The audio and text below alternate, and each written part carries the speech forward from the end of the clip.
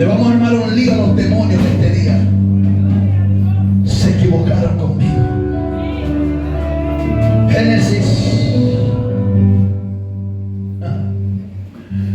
Mi memoria. Génesis 43, 6.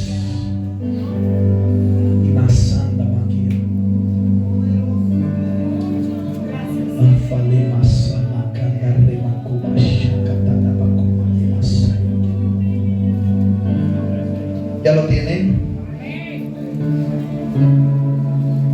Génesis capítulo 43, versículo 6. Leemos para la gloria del que está sentado en el trono. Leemos para la gloria del que está sentado en el trono. Dijo entonces Israel: ¿por qué me hicisteis tanto mal, declarando al varón que tenéis otro hermano?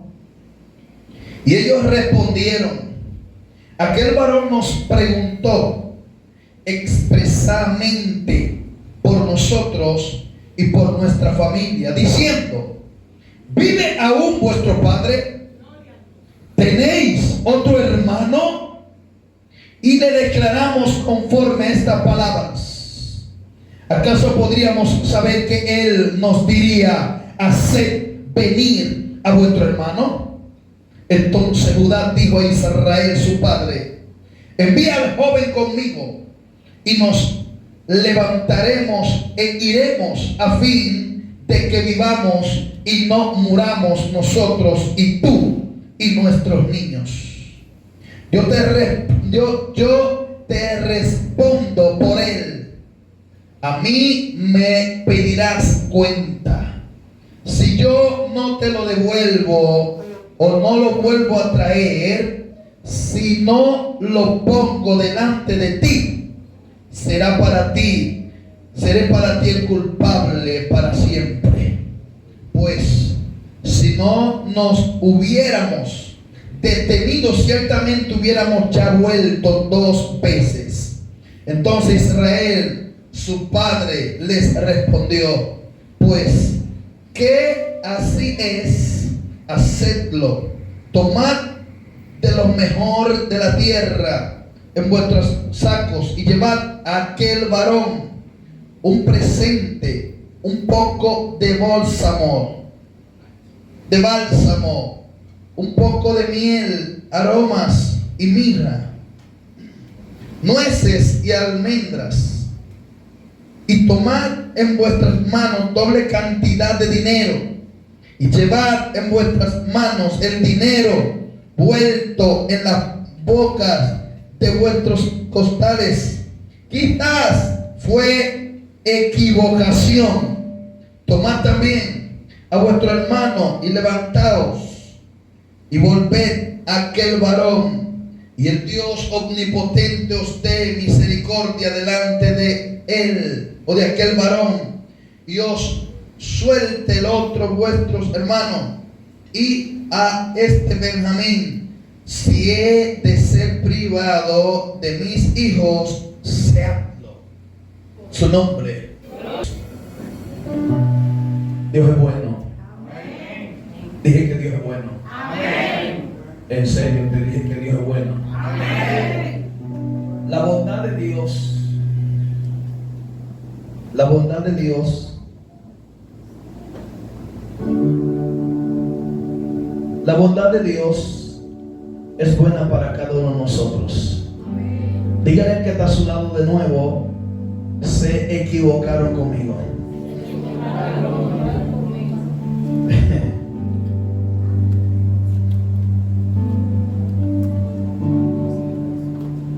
Cuando escuché esta palabra en mi espíritu, en el transcurso de la semana, creo que fue después que salí de acá, ¿verdad? El domingo pasado, entré a bañarme al baño, ¿verdad? Y meditaba en el mensaje que había predicado.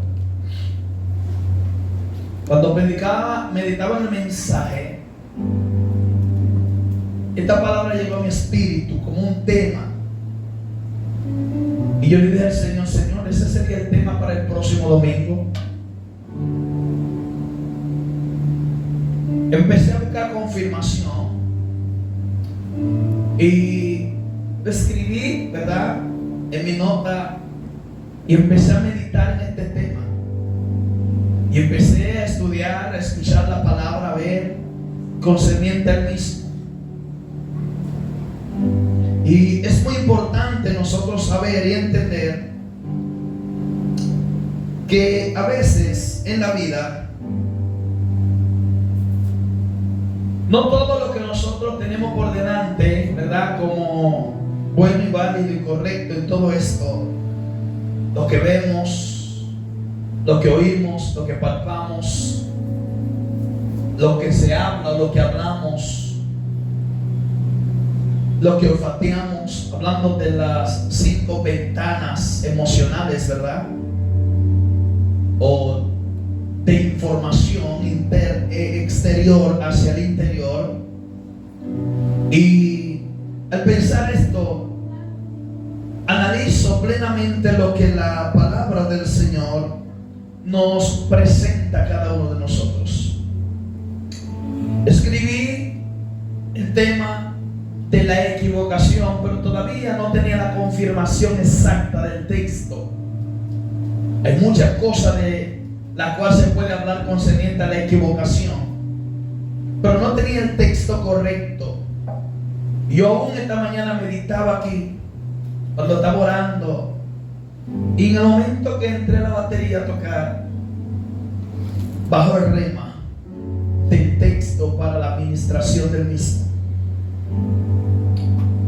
Apoyándonos en esta historia, viendo lo que el libro de Génesis, como la fuente o la referencia que vamos a tomar, versículo 43:12 de Génesis, automáticamente pude entender muchas cosas que podrían ayudarnos a cada uno de nosotros. ¿Su nombre? Gloria. Lo primero es entender qué es una equivocación.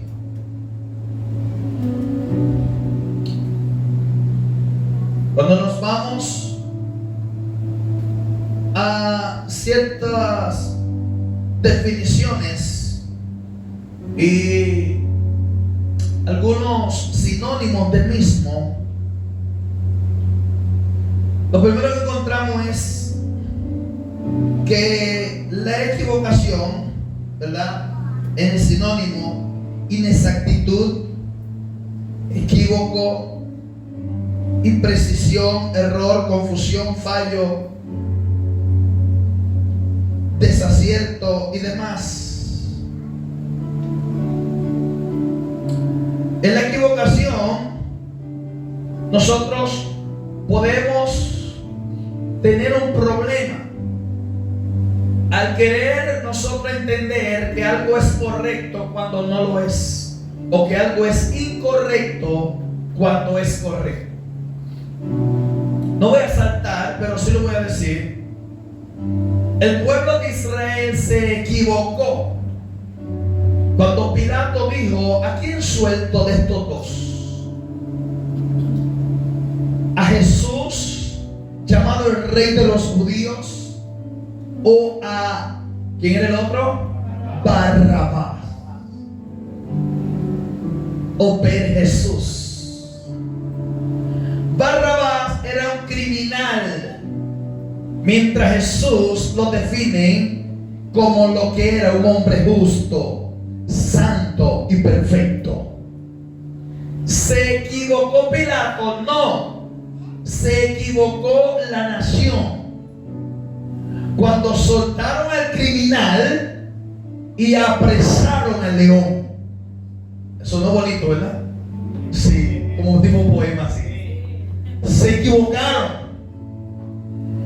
Y ahí pudiéramos venir, ¿verdad?, con aquel coro que dice, ¿verdad?, que soltaron, apresaron, ¿verdad?, al cachorro, pero aquí fue viceversa.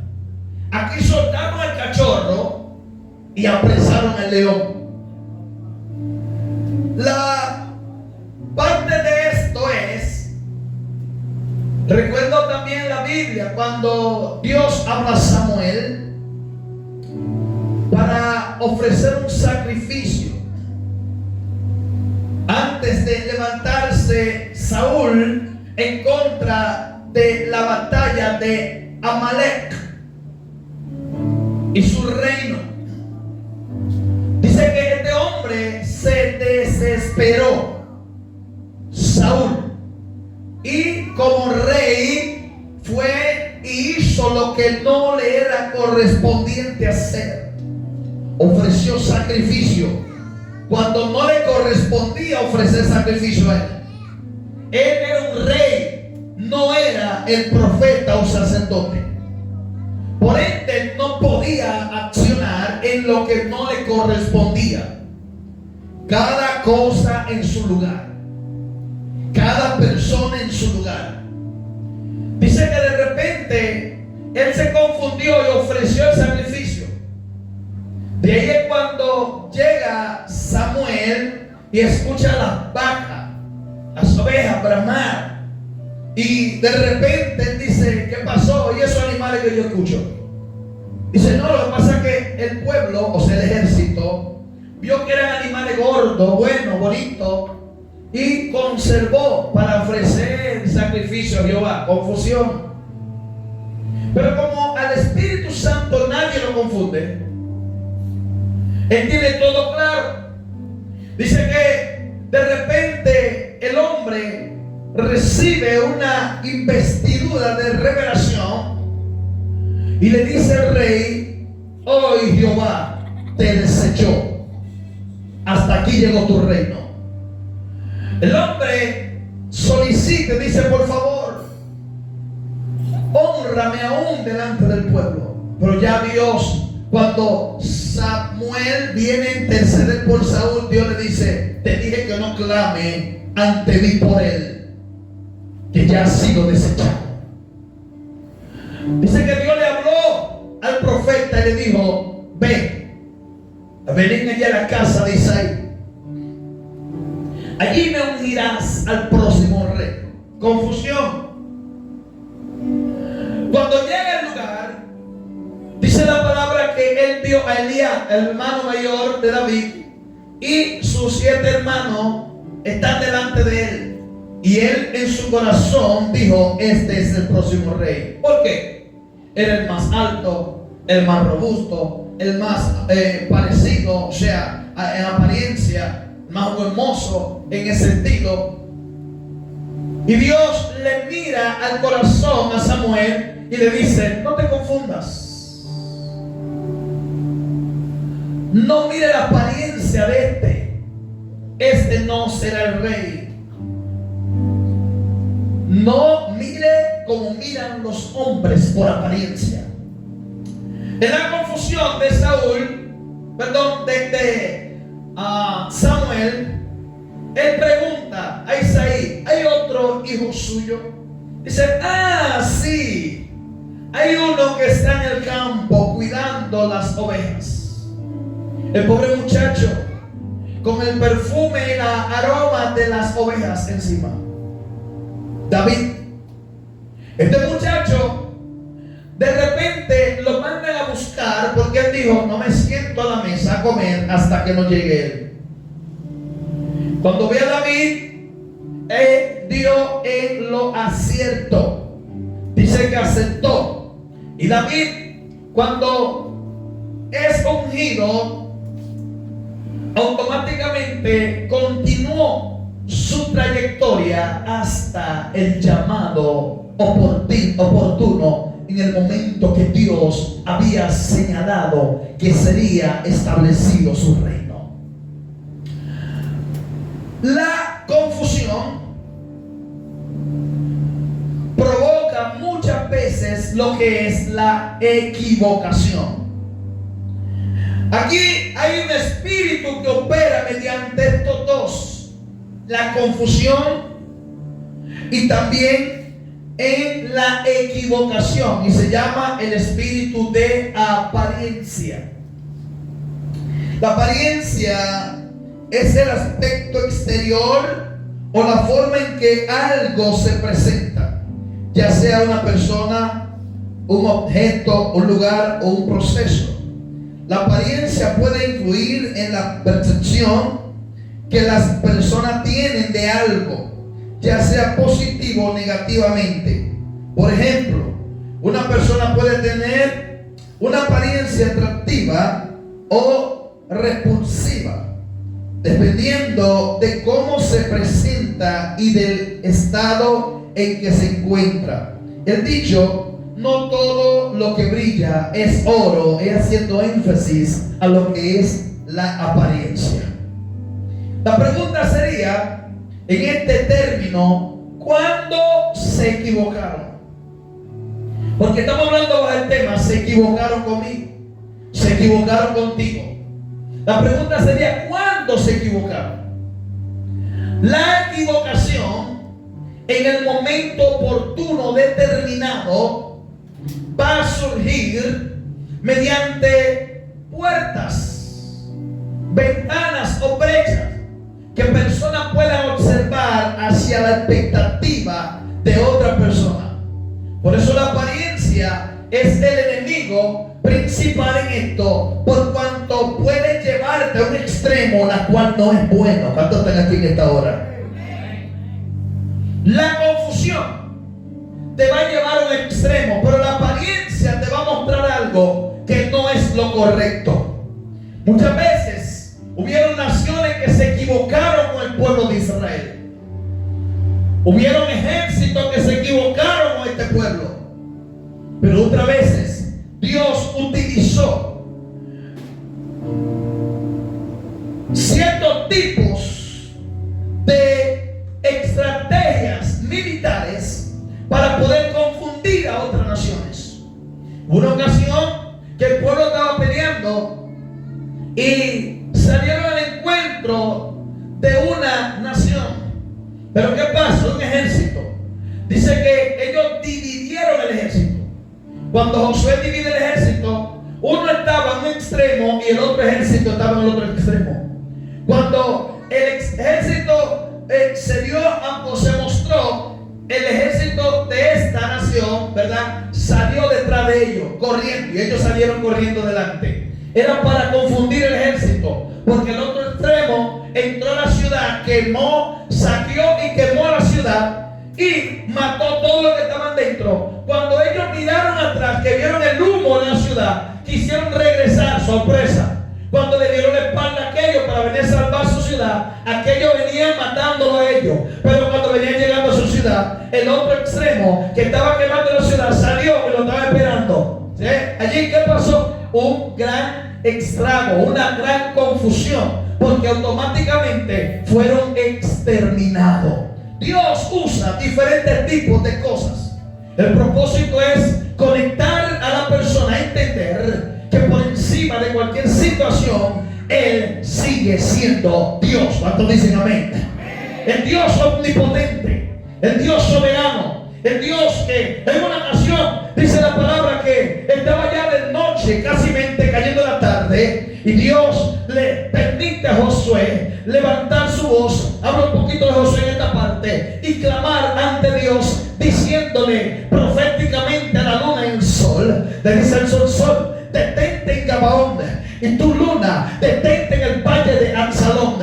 Pero algo que me encanta en esta batalla es que el Dios omnipotente no se limita porque un hombre o un ejército quiera pelear. Él dice claramente: no es con estrategia humana, no es con brazos de carne, no es con ejército, no es con caballo, es con mi Santo Espíritu, dice Dios. Porque cuando vea las cosas imposibles y las ponga en la mano de Dios, recuérdese que le dije que Él es el que creó la nada y de la nada creó todo lo que existe. Cuando están aquí, los que caminan con Dios caminan en victoria. El momento de la confusión es cuando la persona no sabe de quién depender y se apoya en el brazo equivocado.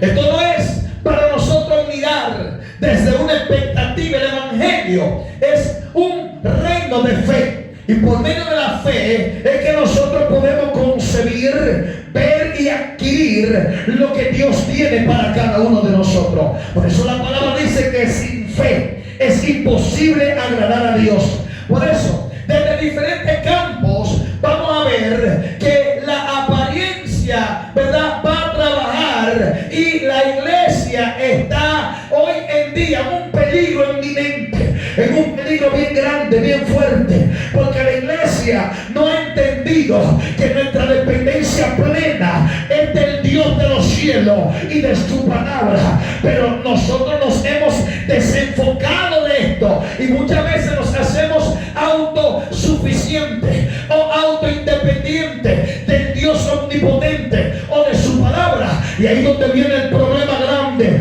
hoy en día, que entra el espíritu de confusión y de equivocación en la vida de la persona. Pablo hablando, y Pedro dice claramente que en los postreros días, dice Pedro, gloria a Dios, muchos se levantarán teniendo comezón de oír, se levantarán maestros que conforme a su propia concupiscencia ellos enseñarán. Van a traer muchos falsos profetas, muchos falsos apóstoles, muchos falsos pastores, porque dentro de lo bueno, de lo genuino, de lo verdadero, se levantará lo falso para confundir, para equivocar, para traer la confusión y la distracción en medio del pueblo. Pero el Dios omnipotente dice claramente y recomienda que cuando nosotros permanecemos en Él también permanece en nosotros, y no hay cómo sacar a un verdadero genuino y conectarlo a lo falso. ¿Estamos aquí? ¿Estamos aquí, verdad? La mayor confusión y frustración dentro de la iglesia.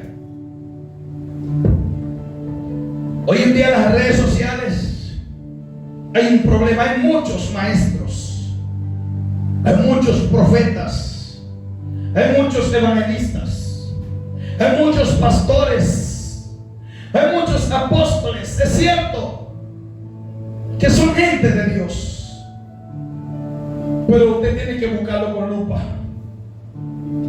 porque la gran mayoría son falsos. ¿Y cómo yo identifico lo falso? Conociendo lo verdadero. Cuando tú conoces el billete verdadero, no te hace falta conocer el falso. Él se delata solo.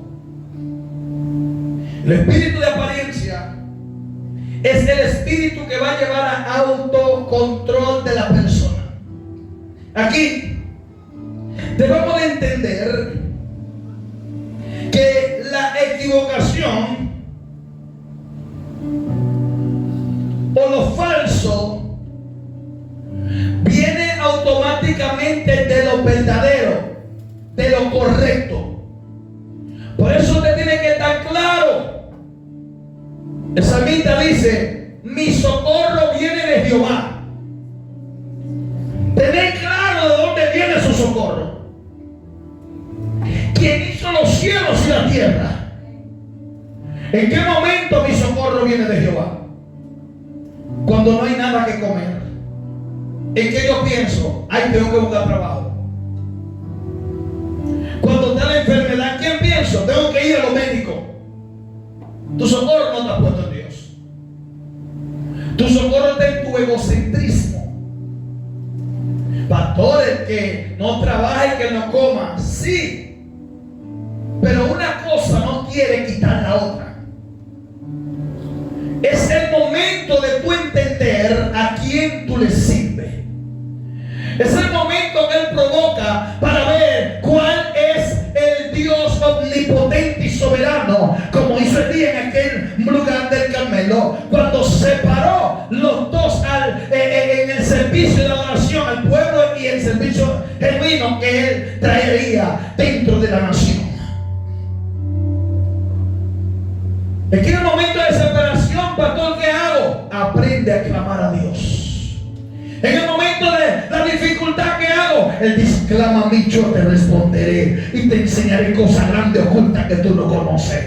Pero es que se está cayendo a pedazos todo. Es que la enfermedad, es que las situaciones, es que la escasez, es que mira ahora por dónde se está yendo esto. Se está yendo todo abajo, el matrimonio, la familia, los valores, los principios. ¿Qué hago? Clama a mí y yo te responderé. No puede cambiar esa versión. Oye, lo que pasa es que la gente está cambiando la versión y se está conectando a lo que no debe de conectarse. Esto es conectarse a lo genuino y al genuino, para que lo genuino revele lo falso. Mi socorro viene de Jehová, pase lo que pase. Mi socorro viene del Señor, acontezca lo que acontezca a mi alrededor. Mi dependencia es de Él. Mi dependencia no es de los hombres. Le digo en una ocasión al rey: no te recuestes de Egipto, porque es como una caña quebrada que puede pasar tus manos, puede herirte, puede confundirte. No te apoyes de Egipto. Hay gente que se apoya de sus habilidades. Ay, que yo estudié y por ese estudio es que yo voy a conseguir todo lo que yo tengo por delante como sueño, logro y propósito. No, eso no es lo que dice la Biblia. El cristiano no piensa así. Hay muchos profesionales que andan conchando. Hay muchos profesionales que andan taseando. Hay muchos profesionales que están trabajando construcción, no como encargados, sino como ayudantes. Hay muchos profesionales que están trabajando en diferentes campos porque no ha llegado su momento. Eso no quiere decir que no sea lo correcto estudiar. Sí, pero debe de aprender a depender de Dios por encima de cualquier circunstancia de tu vida. Mi socorro viene de Jehová. La palabra dice claramente: puesto los ojos en Jesús. Es el autor y consumador de la fe. Él es el autor y consumador de la fe. El cuadro donde leímos, ya para ir dando la matiz a este mensaje, el cuadro donde leímos, todos recordamos la historia de José. José, un muchacho que desde su juventud, adolescencia, fue escogido por su padre, señalado. El padre lo tomó como el próximo heredero principal, aunque era uno de los últimos. Todo lo demás se habían desviado, extraviado. Todos los demás habían actuado de una forma incorrecta. Este muchacho de repente señala la palabra que el padre lo escogió, puso su mirada en él. Cuando lo escoge, le hace una túnica de colores. Y esa túnica de colores que le hace, lo hace a él un príncipe. Y los demás hermanos lo ven, lo visualizan como un príncipe, pero no lo aceptan. Porque dijeron: este no puede estar por encima de nosotros, porque es el menor entre nosotros. Pero el papá estaba claro que él quería llevar una dirección clara con su único hijo, que todavía no había tenido una afectación o no había cometido los errores que los demás habían cometido en su vida. Porque el linaje tenían que seguirlo de una forma santa, limpia, no con la mano manchada, como aquellos habían manchado su mano cuando aquellos violaron a su hermana. Ya tenían la mano manchada con sangre, no podían seguir. ¿Qué pasa? La Biblia registra que ellos empezaron a mirar a José con desprecio. Empezaron a poner su mirada en José.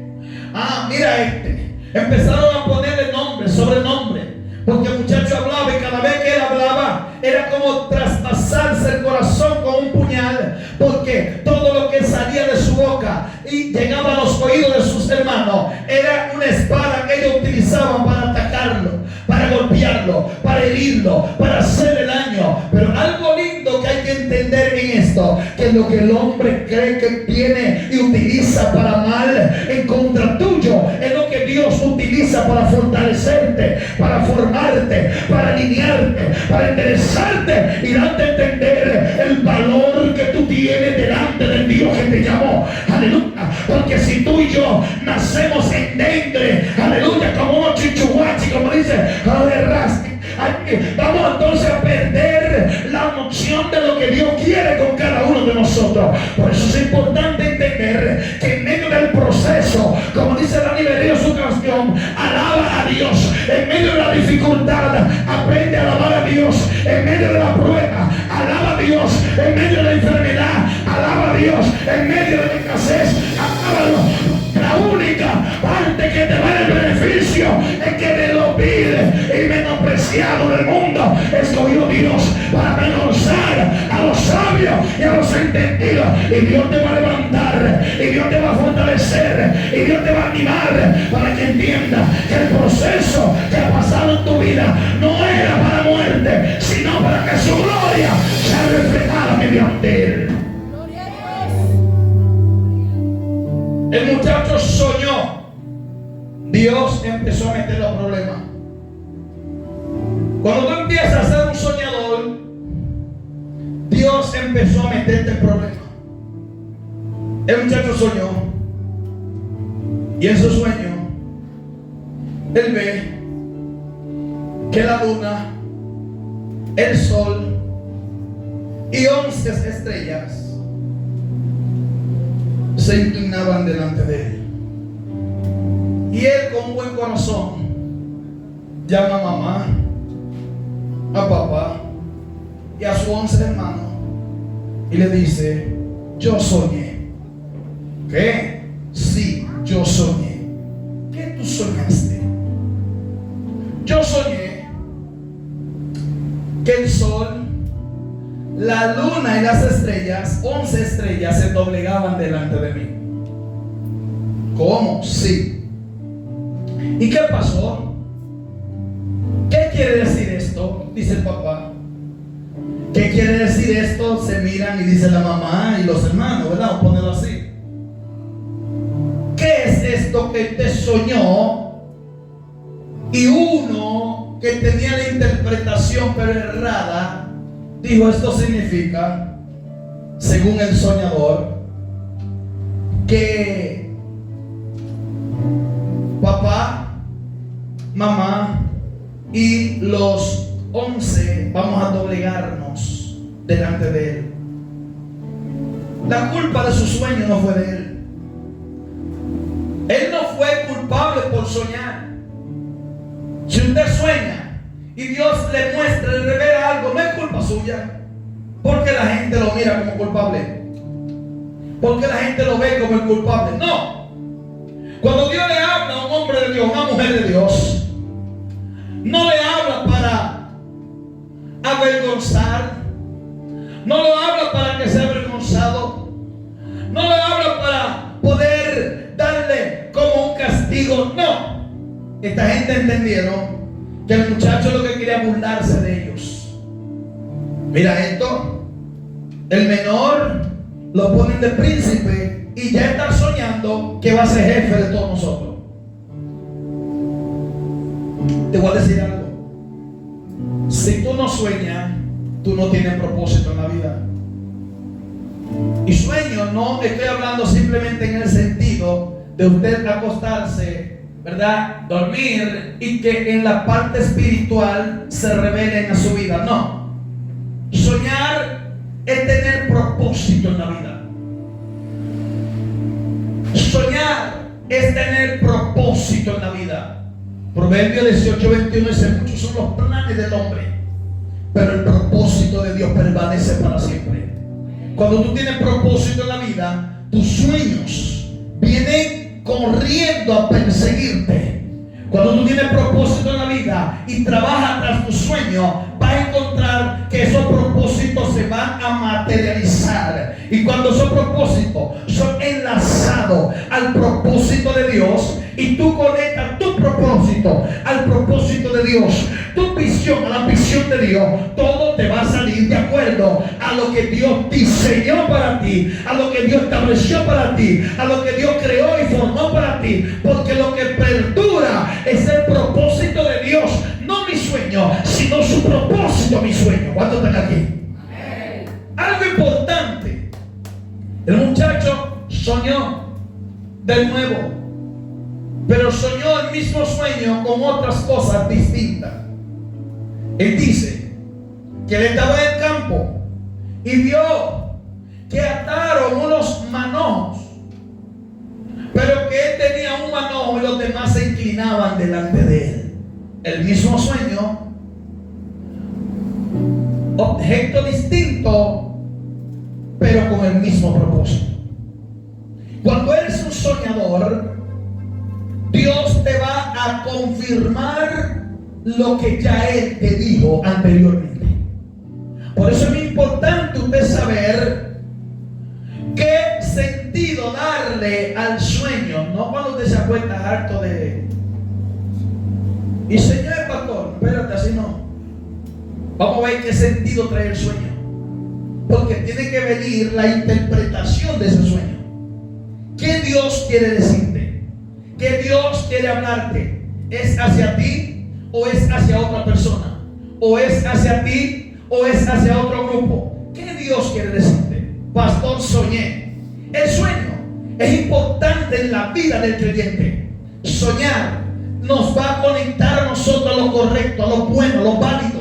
Soñar nos va a llevar a nosotros a la voluntad perfecta de Dios. Si no soñamos, no podemos ver lo que Dios tiene para cada uno de nosotros. Estos muchachos, automáticamente, dice la palabra que ellos empezaron con una disputa porque querían sacar del medio al soñador. Es un problema cuando Dios levanta gente en la iglesia y esa persona, Dios empieza a hablarle, a revelarle, a iluminarle, a darle a entender o conocer profundidades, o a darle a entender, ¿verdad?, cosas las cuales otros no entienden. Automáticamente empiezan los ojos a ponerse sobre la persona, así como pasó con José, porque los hermanos se enfocaron en José por cuando José empezó a salir de abajo y ponerse arriba, a salir de atrás y a ponerse adelante. Y José dijo: yo voy a marcar una diferencia. Dios trabaja siempre con aquellos que se atreven a marcar diferencia en la vida. Aquí este muchacho, dice el cuadro que estamos nosotros estudiando, dice que este muchacho por su sueño, los hermanos lo vendieron. Cuando lo venden a una compañía amalecista, lo venden, esa compañía lo vende en Egipto, lo hacen esclavo.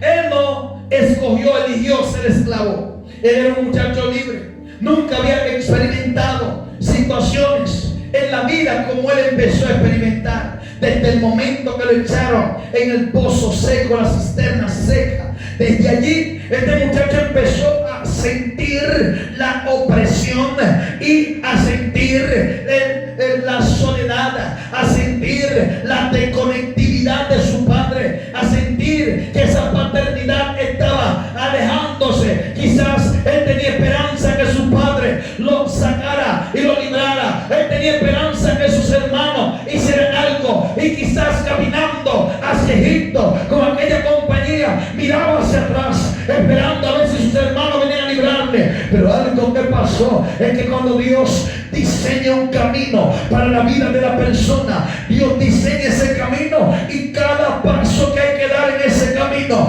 hay que cumplirlo. No es lo que a nosotros nos convenga, es el camino que Dios diseñó para que nosotros caminemos, y ese camino vamos a tener que cruzarlo, atravesarlo como Él lo ha diseñado para cada uno de nosotros. José fue llevado a Egipto, allí lo venden. Quizás no dieron tanto por él, pero lo vendieron. Allí está como esclavo en casa de Potifar. En la casa de Potifar dice la palabra que el amo de José empieza a ver algo, y es que todo lo que José tocaba prosperaba. Todo lo que José le ponía en la mano, Dios lo bendecía. Y él dijo, wow, este esclavo diferente a los demás. Todo lo que toca ese muchacho, Dios, aleluya, el Dios de él lo prospera, lo que está hablando en este sentido. Dice que lo puso como amo en su casa. Lo puso como jefe en su casa.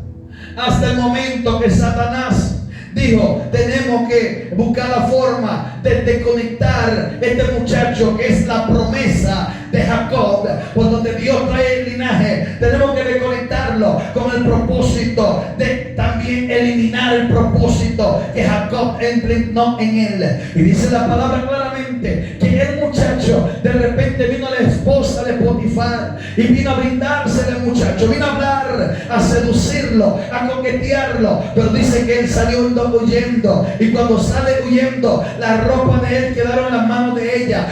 Eso es una evidencia, y cuando ella tiene esta evidencia en la mano y vio que no logró lo que quería lograr, dice que gritó a sus esclavos que estaban allí y a la guardia, y le dice claramente que José quería abusar de ella, aprovecharse de ella, cuando era mentira. Potifar encierra al muchacho en la cárcel, pero allí Dios lo que está haciendo es procesando a este muchacho con el propósito de caminar con exactitud lo que él quería, porque venía algo persiguiendo a este linaje, esta descendencia, por cuanto ellos eran los escogidos mediante Dios había plasmado en cada uno de ellos. Algo que pasó más adelante, y es que cuando está en la cárcel, dice que de repente encerraron al copero, aleluya, y al panadero, y allí en la cárcel de José, hecho un muchacho, gloria a Dios, fuerte. Ya él allí en la cárcel ya tiene experiencia, ya ha pasado por largo proceso, ya era jefe de la cárcel, aleluya. Y de repente dice que llegaron estos dos, y cuando llegan están allí exigiendo, pero de repente sueñan, y ellos ambos sueñan en su campo, porque Dios te va a llevar a soñar a ti en el campo en donde tú te desenvuelves. Gloria a Dios, estoy hablándote del sueño, pero te estoy hablando también bajo una palabra, que la gente muchas veces te va a mirar por apariencia,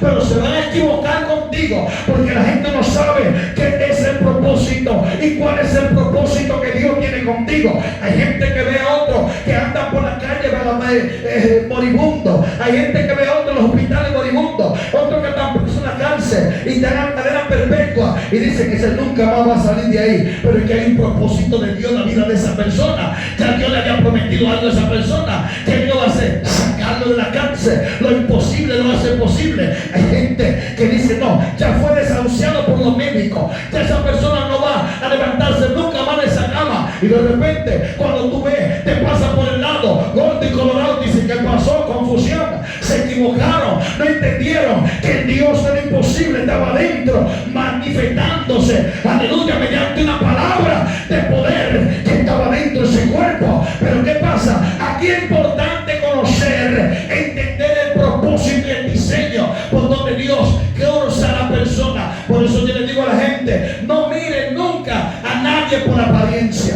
no mire a nadie por la condición que usted lo ve, no mire a nadie aunque usted lo vea lo más sucio en este mundo, aunque usted lo vea lo más asqueroso en este mundo. No te sorprenda, no te equivoques, aleluya, que de los vil, de los menospreciados del mundo, Dios lo saca, lo limpia. No importa que era prostituta, no importa que era borracho, no importa que era delincuente, no importa que era un sicario, no importa que era lo que era. Dios dice, yo tengo una palabra sobre esa persona y voy a levantar mi palabra en esta arro que he depositado esa palabra. Por eso no te puedes confundir cuando vea a Dios obrar, cuando vea a alguien, aleluya, no le dé la espalda, mejor piensa, y Dios tiene un propósito con esa persona, y si Dios tiene un propósito en la vida de esta vida de la persona. Por eso tenemos que entender que todo el que está a nuestro alrededor debemos de hablarle de Cristo, para que ellos un día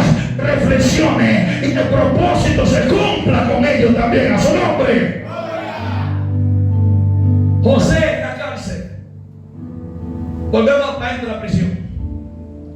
Este es la cárcel. De repente en la cárcel dice la palabra que José, aquellos hombres soñaron Y al soñar, el panadero soñó, pero el copero también soñó. José escucha que ellos están hablando de sueño. Me soñé anoche esto. Él dice, wow, qué sorpresa, yo también me soñé esto. Cada quien en su campo. Dice la palabra que José lo escucha y ellos le cuentan el sueño a José. Cuando cuentan el sueño,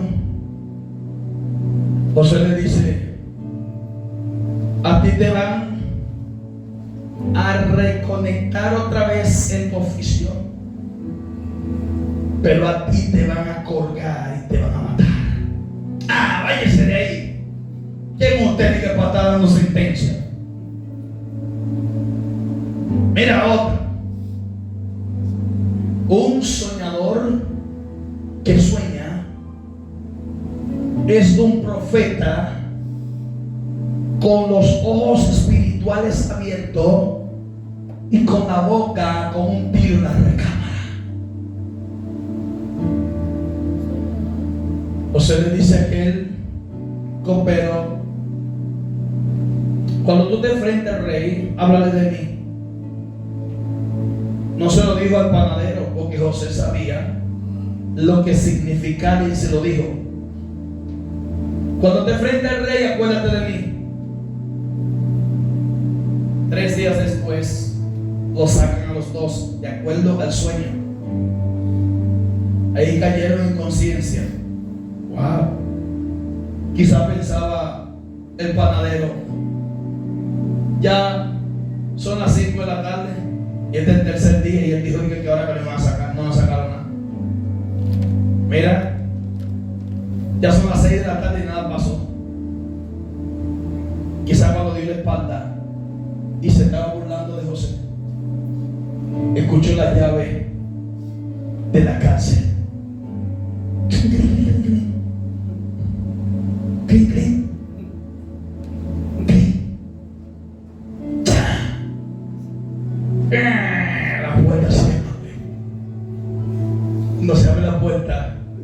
Panadero, copero, sí, el rey quiere verlo.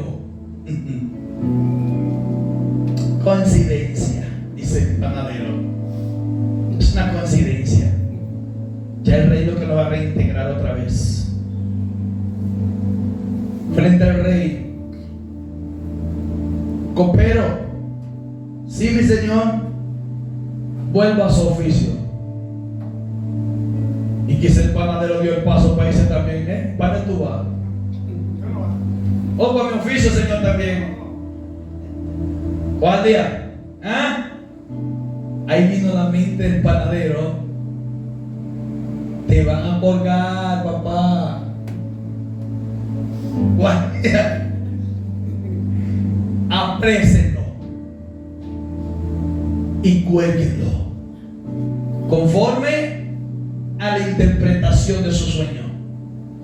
A uno fue un sueño para bien y reintegración, a otro fue un sueño para mal y destrucción. Porque a veces en el sueño Dios te va a hablar y lo que tú crees que es para bien, para tu vida, no es para bien. Dios lo que está mandando allí es arrepiéntete.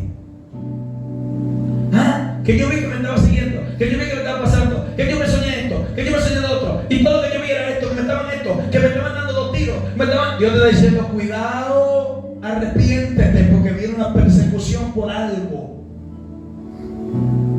Humíllate. Al panadero no se humilló.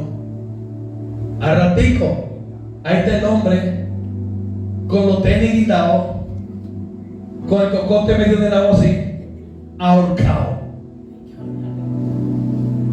Pero mira qué lindo.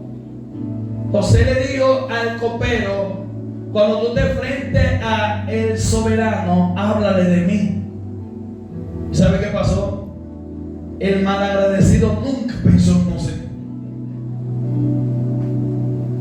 Nunca se fijó en José.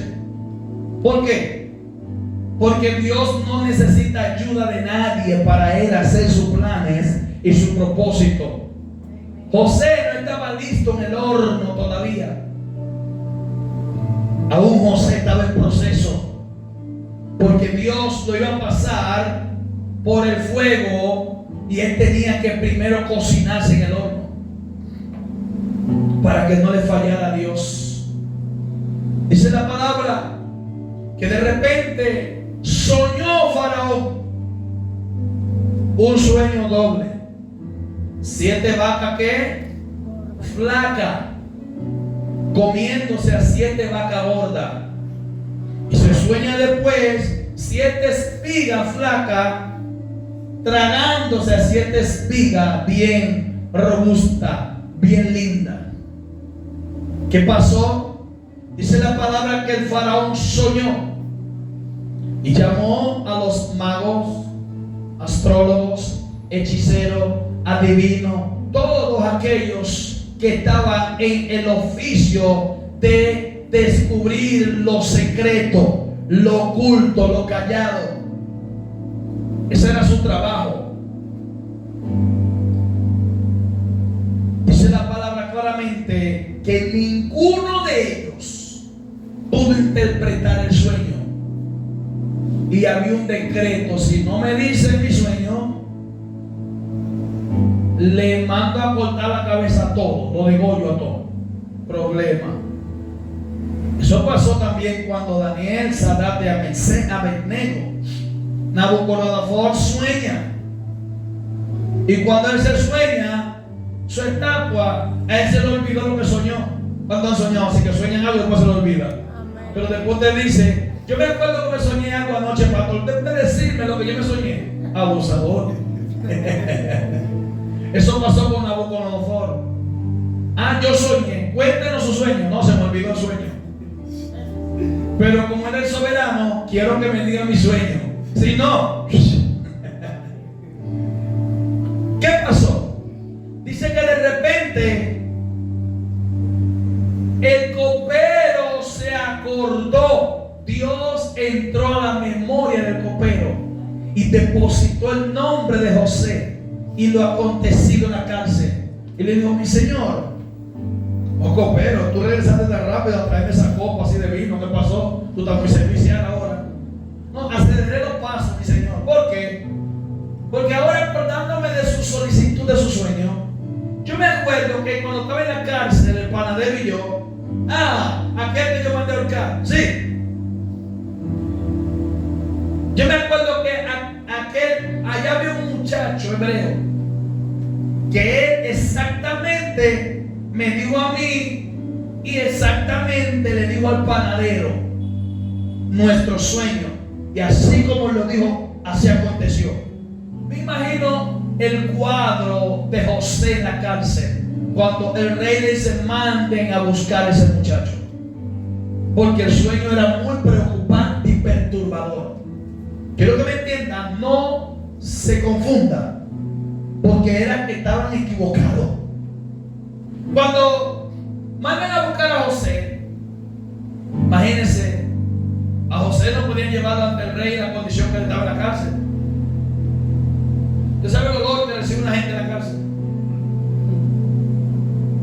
A veces bacterias que hay en la cárcel tienen sarna en las piernas, ¿verdad? Cuando se sientan y demás. Vamos a seguir hablando. Y de repente allí dice la palabra que este muchacho lo mandan a buscar. Cuando lo mandan a buscar, él viene. Imagino, ¿verdad? Da un cortecito de pelo, una afeitadita, le ponen una ropa adecuada para poder presentarse ante el rey.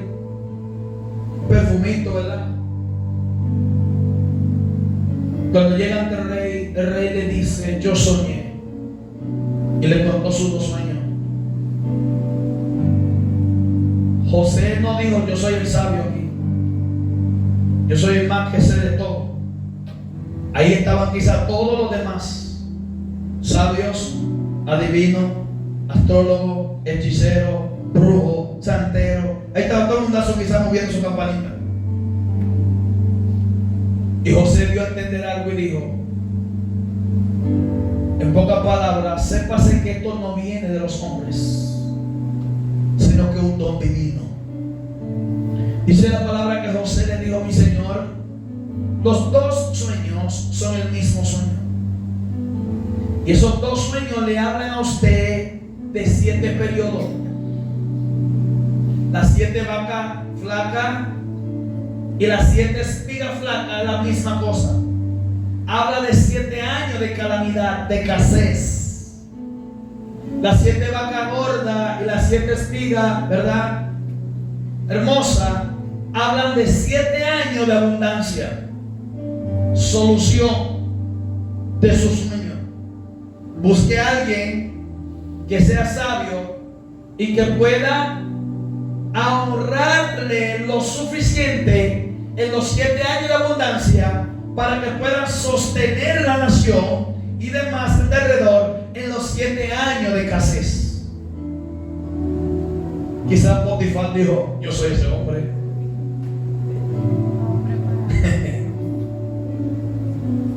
Quizás de los sabios estaban diciendo: no, el rey me va a elegir a mí, yo soy la persona más cercana al rey. Del gabinete quizás muchos dijeron: no, ya, olvídense de eso, todos caen, los ojos del rey van a caer sobre mí. Me imagino el rey mirando a cada una de las personas que estaban ahí. Cada vez que pasaba y venía llegando al del otro, a mí me va a señalar, es mi turno, me toca subir ahora. Hace el rey decir: todos son inútiles, todos son incapaces y todos son insuficientes. El rey le dice: ¿quién más que tú para este oficio? De ser rechazado, menospreciado por sus hermanos, vendido, tirado en una cisterna sin agua, vendido en la compañía de amalecista, vendido a Egipto, ser calumniado, acusado falsamente por la mujer de Potifar, encerrado en la cárcel injustamente. Quizás el hombre estaba conectado a diferentes cuadros muy difíciles en su vida, pero era Dios formando el carácter hasta llegar al lugar correcto que Dios quería que él llegara. Faraón se quita su anillo y se lo pone y le dice: de abajo te pongo arriba, de atrás te pongo adelante. Cuando te descalifican, iglesia, Dios te califica. Cuando te degradan, Dios es el que pone el agrado. Cuando te desconectan, Dios es el que te da la conectividad. Allí de repente dice la palabra que José pone su anillo en su mano. Y mire aquí, aquellos que antes eran superiores ahora son subordinados a él como el superior. Faraón dijo: por encima de mí nadie, o sea, por encima de ti nadie, solo yo. Tú eres después de mí la persona que gobierna Egipto, que controla Egipto. Y le dijo a Potifar: agarra. Eso me cuenta como una historia conocida, ¿verdad? ¿Se acuerdan? Cuando Mardoqueo, Naamán, agarra, háganle reverencia al que es el Salvador, en pocas palabras, de Egipto. Háganle reverencia. Yo me imagino que José en esa carroza no decía en el camino orgullosamente: mira aquí cómo voy ahora, mira cómo viene Potifar, mira cómo viene aquello, mira esa misma mujer de Potifar que me estaba calumniando, lo voy a mandar a cortar la cabeza ahora. No, tenía la potestad, podía mandarla a matar, podía eliminarla, Después de Faraón, lo que él decidiera, eso era. Él tenía la potestad. Dios no te da el poder para tú y yo poder mal emplearlo o utilizarlo. Dios nos da el poder, es para nosotros bien utilizar dicho poder, pero hacerlo correctamente. Eso es práctica de justicia. Cuando nuestra justicia la hacemos correctamente, esta justicia nos va a conectar, ¿verdad?, a lo que Dios quiere que sea en tu vida. ¿Quiénes te han calumniado? ¿Quiénes te han traicionado? ¿Quiénes te han golpeado?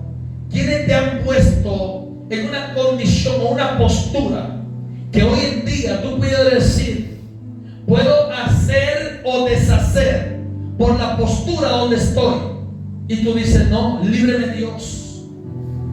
¿Quién soy yo para tomar la justicia en mis manos? Es como aquel criminal que mata a una persona y va, los parientes de esa persona lo abrazan y le dicen, yo te perdono. En pocas palabras, carga tú con tu culpa, pero nosotros, nuestros corazones no va a cargar con ningún tipo de culpa. Es el cuadro de esto. Allí el hombre es puesto por encima de todo el gobierno. Toda la administración de Egipto estaba en sus manos. Dice la Biblia que de repente aquellos hermanos que lo traicionaron, que lo tiraron a una cisterna, lo vendieron a los amalecistas, y por culpa de ello él cayó en la cárcel y estaba desterrado en un país, separado de la paternidad de su padre. Dice la palabra que de repente sus hermanos se presentaron delante de él, y lo que me llama la atención fue que él reconoció a sus hermanos, aunque ellos no lo reconocieron a él.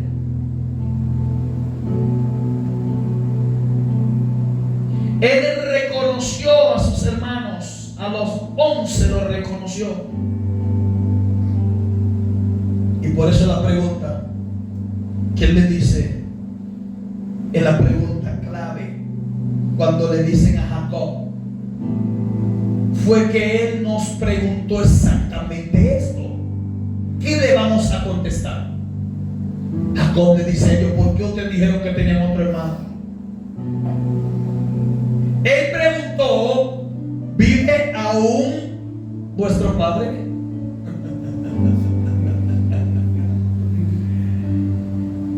¿Tienen a un hermano menor? Como que dice, déjame ver si esos desgraciados no lo mataron también, o lo vendieron. Sí, vive aún vuestro padre. Y sí tenemos un hermano mayor. ¿Y cómo se llama? Benjamín. Oh, Benjamín. Ok. Se queda vayan con esto a su padre y su familia y tráigame el hermano menor. Problema.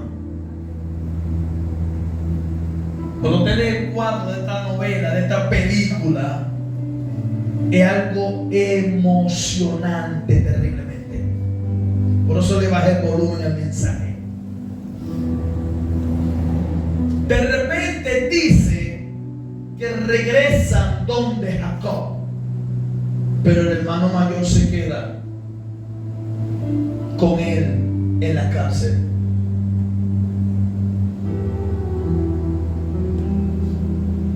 Sorpresa, todo el dinero que ellos llevaron se lo amarraron en la boca de los sacos donde ellos llevaban el trigo. Cuando llegan allá que abren, ven todo el dinero en orden igualito ahí otra vez. Ay, mi madre, ahora el tipo va a decir que nos robamos el trigo y que cogimos el dinero y lo echamos ahí también. Otro problema. Cada vez que iban se metían en un problema mayor. Cuando regresan con Benjamín, después de rogarle al papá, hasta decirle, yo pago con mi propia vida si le pasa algo, muchacho, mi vida está en tu mano. En pocas palabras, dice que cuando regresan con Benjamín, José de repente le suple nuevamente de todo, pero puso la copa donde él tomaba en el saco exclusivo de Benjamín otros utensilios, y también pone el dinero otra vez para atrás. Cuando van de camino saliendo de Gosén, de Egipto, ¿verdad? Allí en Egipto está Gosén. Van saliendo de Gosén, que era el lugar. Dice que de repente una guardia del ejército con caballería detrás de ellos. ¡Alto!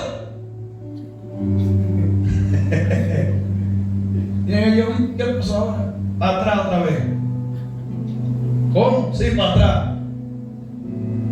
Hay un problema. ¿Qué? Se perdió la copa del soberano. Y no se encuentra el dinero que ustedes llevaron tampoco. Entre ustedes hay ladrones. Todo fue planificado y preparado. Regresan. Cuando abren el saco, abren otro saco, abren lo otro y lo otro. De repente, cuando abren el de Benjamín, ahí cae la copita. El dinero. Aprésenlo y ustedes váyanse. Contrario a lo que el hermano mayor le había dicho al papá. Nuestro hermano mayor lo traemos, papá, no te preocupes, como sea. Hay problema. José era hermano paralelo de Benjamín. Ese era su hermanito menor. ¿Qué pasó? Se cumplió lo que Dios quería, darle el cumplimiento a ellos. Y ahí fue donde cayó el asunto. Donde Dios debe entender al ser humano que la voluntad de Él es la que perdura por encima de cualquier otra. Y que su palabra está por encima de cualquier voluntad del ser humano. Y que cuando Él tiene un propósito en la vida de una persona, Él la cumple porque la cumple. De repente la revelación de la persona de José ante sus hermanos. Cuando están todos reunidos, dice la palabra que lo sientan en el orden de tamaño, organizadamente. Lo sientan a almorzar. Son prisioneros. ¿Cómo unos prisioneros lo van a sentar en la mesa después de tanto cuadro? Los tipos están sospechando. ¿Qué está pasando aquí?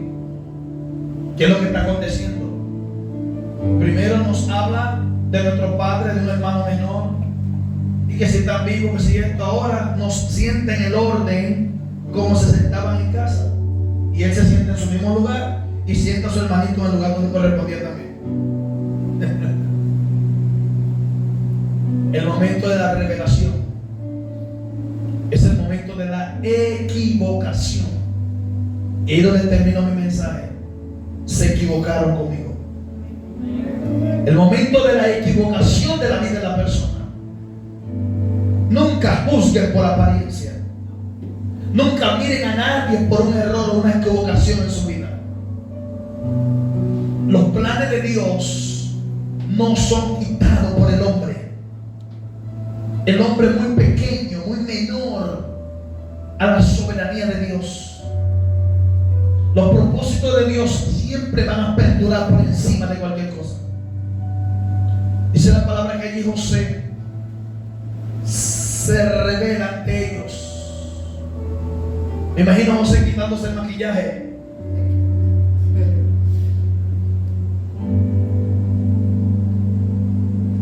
Voy a quitar el maquillaje de Egipto para parecerme a mis hermanos los hebreos.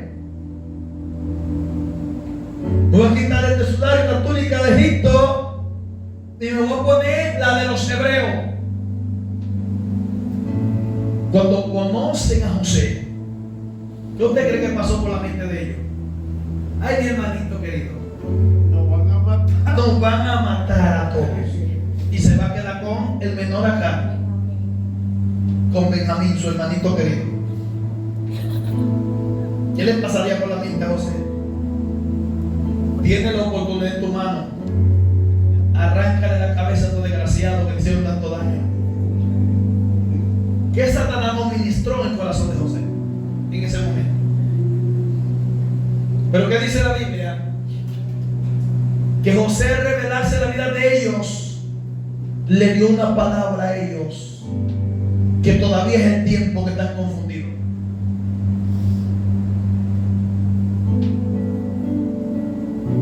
Todo lo que ellos hicieron, José le dio a entender que no era para mal, sino para bien. De ahí donde yo caigo, le digo a usted: lo que pasa en tu vida no lo vea en un cuadro panorámico para mal.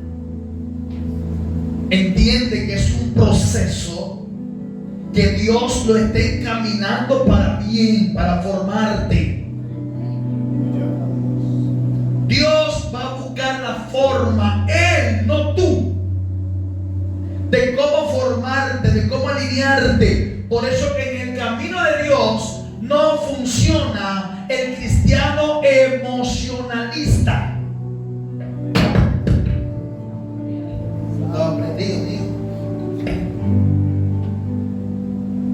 El cristiano emocionalista no funciona en el camino de Dios.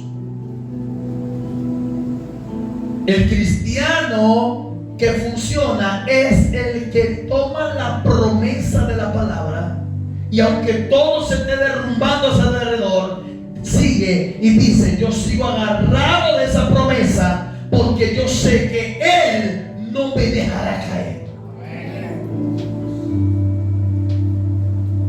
Pero el emocionalista, desde el primer azotazo, imagínate a Pablo, el primer lastigazo que le dieron, ¿qué diría? Señor, mata, todos desgraciados ahí. Imagínate a Jesús, en el primer lastigazo, ¿qué diría? La primera galleta que le dio a aquel soldado allí en el templo, ¡pah!, que le volteó la cara por el otro lado. Así que usted le habla al sumo sacerdote. Desde ahí Jesús puede decir: te apago, te apago, te apago, te apago, te apago, te apago y te apago. Es más, lo apago todo.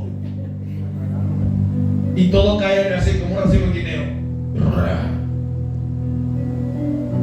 Pero Jesús enmudeció, dice la palabra.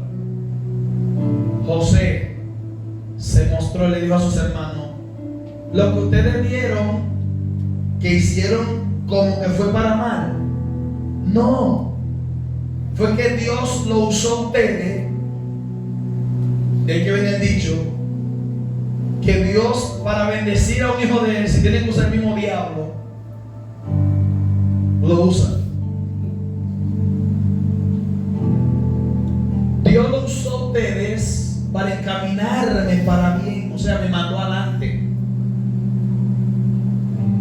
¿Usted lo ve? En una familia, ¿verdad? Dios te mandó adelante. Tú eres el que está sirviendo, Dios te mandó adelante. El propósito es que los demás vienen, pero Dios te mandó adelante. Al que Dios manda, Dios respalda. Pero tú tienes que ser responsable en lo que Dios te mandó a hacer. Y ahí es donde no pueden ir las emociones. Al final de esto, hermanos, son enviados nuevamente a casa del papá. Después de la revelación de la persona de José, ellos son enviados nuevamente. Cuando son enviados a la casa del papá, la noticia del papá, me imagino, da la pastilla de la presión antes de la noticia, que puede morir en el parto. Dame una copa de vino al viejo que se anestesia primero, antes de dar la noticia. Y Jacob sorprendido: ¿qué es lo que pasa? Ustedes están sonriendo, ustedes están bien. ¿Qué es lo que está pasando? Papá, dime, mire para afuera. ¿Y qué pasó aquí todo en tu carro? Óyeme, el último Mercedes llegó a casa de Jacob, pero no llegó vacío, llegó con un soldado egipcio. Llegaron todos esos carros y todo el mundazo cuando escucha esto, que salen, dicen: ¿qué pasó? La noticia del viejo: papá, ¿qué? El tipo que apresó a Rubén, el tipo que puso la copa y el dinero, los sacos, cuando abrimos aquí la otra vez que vinimos, y dijo con exactitud. ¿Te acuerdas, papá, que él dijo? Cuando yo te dije que él dijo que si vivía vuestro padre, vuestro hermano menor todavía. Sí, el tipo es José, papá. José no está muerto. Papá, el tipo es José. Y Jacob, seguro que muero. Dejen su relajo. Papá, José, el segundo soberano de Egipto. Y ahí pensaron: papá, ¿tú te acuerdas?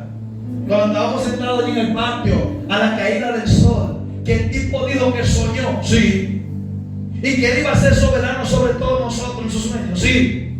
Papá, míralo ahí que está. Él es el soberano en Egipto. Ya, hasta que no lo vea, no lo creo.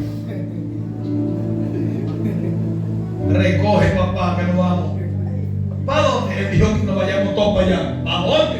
Para Egipto. Él tiene apartamento allá con aire acondicionado full. Allí hay comida. Mira, papá, que tú vas a respirar comida. Tú no vas a tener que trabajar más. Ya tus días allí será todo, y no del tuyo. Estaremos todos juntos allá, y tú también estarás al lado de tu soberano allí, papá. El encuentro de Jacob y José. ¿Cuántos han visto esa película? ¿Y cuántos han leído esa historia completamente en la Biblia? ¿Cuántos han llorado leyendo esa historia? ¿Y cuántos han llorado viendo esa película? Si usted no llora viendo esa película, su corazón está que arrepentido otra vez con martillo. Hay que arrepentir el corazón con martillo. Vamos a darla pronto. Sí. Vamos a darla pronto. Dice que el encuentro de ellos fue algo emocionante, porque Jacob está viendo lo espiritual materializarse delante de sus ojos. Está viendo las palabras que su niño había dicho. Por eso yo no le quito crédito a los niños ni a los adolescentes. Joel dijo que en los postreros días Dios derramaría su espíritu sobre toda carne, y habló claramente. Por eso usted, cuando sueña, preste la atención a su sueño. Dios habla mediante los sueños. Cuando tiene una visión, preste la atención a la visión, porque Dios habla mediante la visión.